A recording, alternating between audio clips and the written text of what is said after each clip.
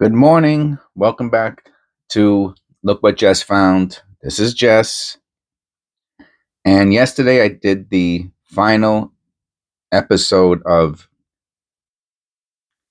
the wheat scent hoard. I called it a hoard because it's like 4 pounds, something ounces. And I got my coffee here this morning. And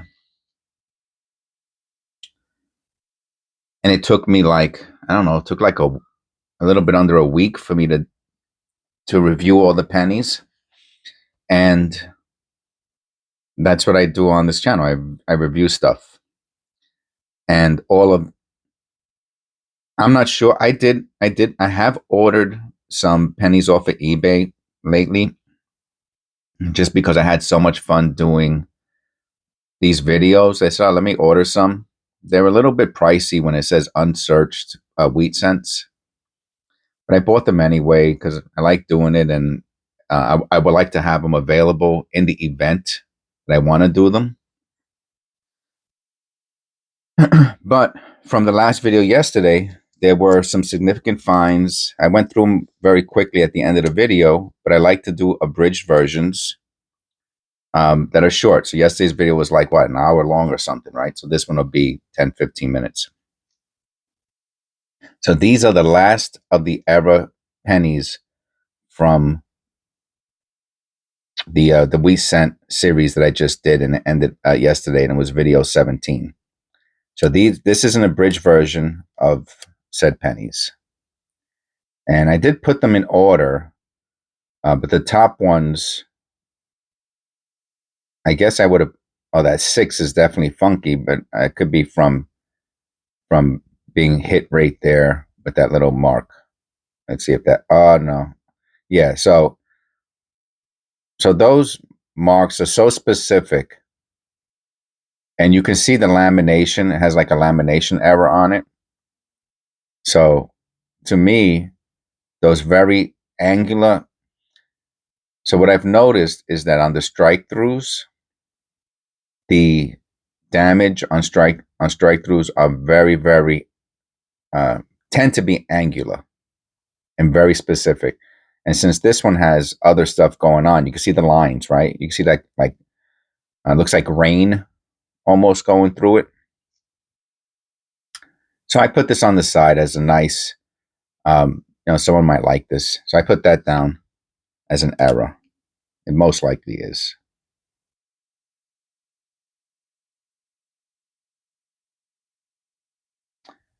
Let's see. Like I said, the top ones I couldn't tell what the error is. Oh, well, this one has. So around the edges of this one, you can see there's a bunch of things going on. Even a little hit there. On the bottom, you can see the something, and then on the top, all the words are very clear, right? Except for the the P, right? Pluribus unum. So the P is could be Greece, could be a Greece truck. Oh, and then look at United. Oh, that's beautiful. So look at that. So you can tell like letters have been moved around, probably because I'm going to assume because Grease strikes, you get a very dull looking you get dull looking images, and you could tell like that the I in United was like moved around. So it could be a grease struck error, but it's some error obviously, because everything is clear and then there's no P, right? Or very weak P. So that's a nice error, especially on these older pennies, right? I mean, if you're going to get an error, wheat cents started to get made in 19. I think in 1909 there's a version, right? Because there's also, I think there's an Indian penny and a wheat penny in 1909, if I remember correctly. By the way, I'm also doing an Indian head cent. Oh, look at this one. This one's red. I want to put this one with. I'm going to move this over here because we found 3 red pennies, and I have a real fascination with them. So we found this one. I don't know if this is if this is fire damage. Why would fire damage cause that? Maybe it would. I don't know. It's just look at that. Just super interesting. I also have a video where I put the coins into um, paint thinner, and I'm gonna do that with the red scents there. I was thinking about doing it with this one too, but this is so unique. I'm thinking that somebody might actually like it. I like it like this, super dark and black. It's so interesting. This I'll probably keep like that. No, I will keep it like that. It looks like fire damage or something. It's pretty cool. So these next pennies are red. Even on the front, you can see some red. This one's red. It has other stuff going on with it, but you can see the red paint. This one is red on both sides. And let me tell you, I found quite a few of these red pennies. This one feels heavy for some reason. Let's see. And it might not be super heavy, but I wonder if I bet you it weighs 3.1 or higher. Oh my god, you wouldn't believe me if I didn't show you. Where's it at? It did say 3.1. Now it's saying 3.8. Okay, I was close anyway. Oh yeah, no. See, look, it changed back to 3.1. Yeah, 3.1. Look at that. And that's what I said it would weigh. Anyway, doesn't take a genius to do that, just luck. So, and you can see it kind of rubbing away, and it's rubbing away at the face. But in the other video, I put these red something pennies. I put them in paint stripper, and it didn't come out. I don't get it. I don't get it. It's almost like it's a top. It's like a dye on the top layer, right? Which is why it doesn't come out, but it will rub out. It will rub away if it's just a top layer, like a lamination error. You know what I'm saying? So yes, it will rub away because it's so thin at the top, but it's not paint. It's not paint. Like I found the penny with paint on it. You can watch if you watch video 17. There's a penny with red paint on it. It's obviously red paint because it's on the surface. You can see it. This is something else. I'm telling you, this is something else. I'm looking for a forum. The forum I found said it. Oh, when we were kids, they used to give the circus would come in town and give us red painted pennies, and that's what it's from. That's not it because it's not paint. Like I said, I put in paint stripper, and if it was paint, it would come off. I had a painted penny in the paint stripper, and I took a cloth and it came right off. So, and it was a 1940 something penny, so that paint's probably been on it since the 40s. Came right off, and I didn't think that one was paint, and it was. I was wrong. Okay, I this is one of my favorite eras.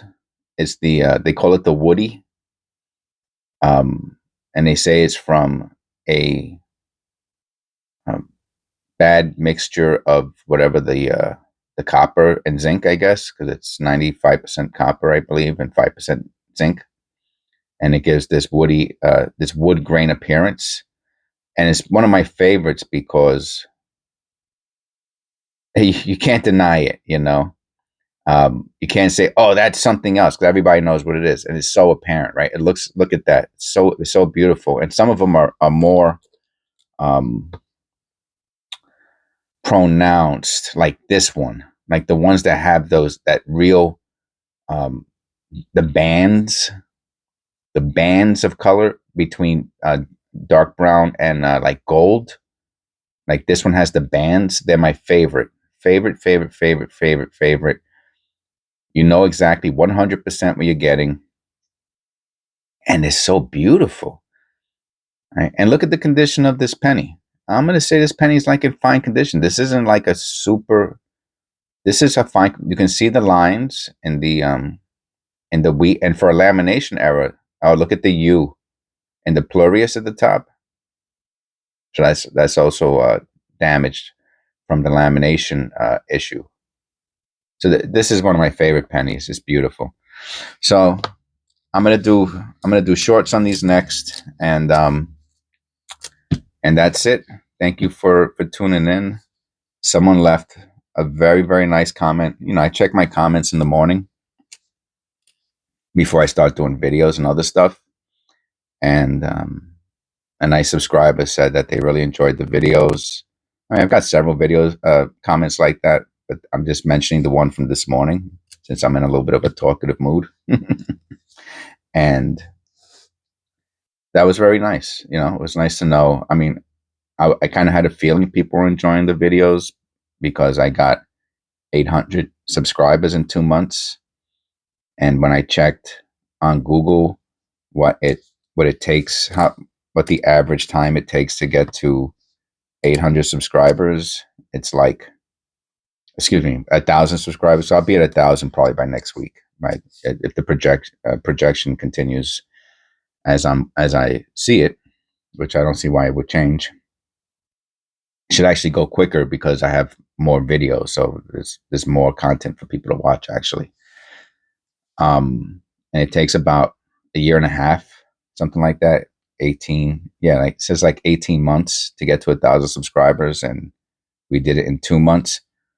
And what I read in a lot of the um, like Reddits and blogs was that what a lot of people do is that they buy their subscribers and they buy their views, which is pretty expensive. Let me tell you, I did check it out, and out of curiosity, and also, I do want to be monetized. I'm putting a lot of time into this, and I have, I have bills to pay like everyone else. So I was like, okay. So I did look into it. I'll be honest with you. I was like, maybe if I could just get monetized today, right, and then just keep that way, I can, get a head start on getting back, recouping some of the money, right? You have to buy stuff too, right? Even the pennies you have to buy, and I had to buy a microphone, right? Just stuff, right? If you have to buy a new phone for whatever you have to do that costs money, subscriptions, whatever. So I thought about it. I was like, oh, maybe if I just buy 1,000 subscribers, I could just get this over with. And but I didn't have to do that. This is a totally 100% organic channel.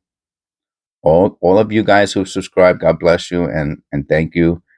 And for the nice comments that you left, I really appreciate it. It means a lot to me. I'll be honest with you. It means a lot to me. I put a lot of time and effort into this, and it's nice to see that um, that people enjoy it. And I didn't have to buy. I think a lot of people buy subscribers. There's this guy who I watch. His name is Rox Cusot, and maybe you've seen him before. He has a really nice channel. I like.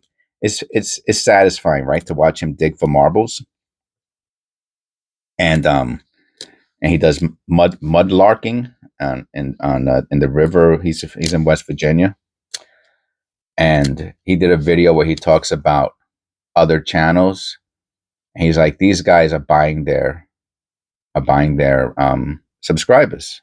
He says they have to be buying their subscribers. He goes, that he's been doing it for many years, and right now he has over 30,000 subscribers as of me making this video. And he goes, this is what an organic channel makes. And he's very transparent. He shows um, his YouTube page and all of that to show his earnings. And he's like, when you see these people with hundreds of thousands of subscribers in a year, they bought them. He goes, and that he watched their content, and their content's not all that great. And he goes, they bought their subscribers. He goes, and that, they're doing the wrong thing because they spent all that money. Anyway, my point is this, that all of our subscribers are natural also, like his channel. And I wanted to give you guys a big thank you, and for coming and watching and enjoying and letting me enjoy doing something that I like.